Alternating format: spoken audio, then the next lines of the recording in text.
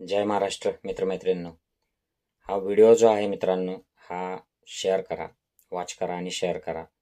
ज्या ज्या ठिकाणी इलेक्शन झालेलं नाही आणि जिथे झालं देखील आहे तिथे देखील पाठवा। प्रत्येक गावात प्रत्येक व्हॉट्सअप ग्रुपवर जाऊ द्या, डाउनलोड करा आणि शेअर करा तुमच्या व्हॉट्सअप फेसबुकवर। जय महाराष्ट्र। तो उसमें 2.5 साल लग गए, लेकिन 2.5 साल बाद आया तो ऐसा आया कि दोनों पार्टी तोड़कर आया।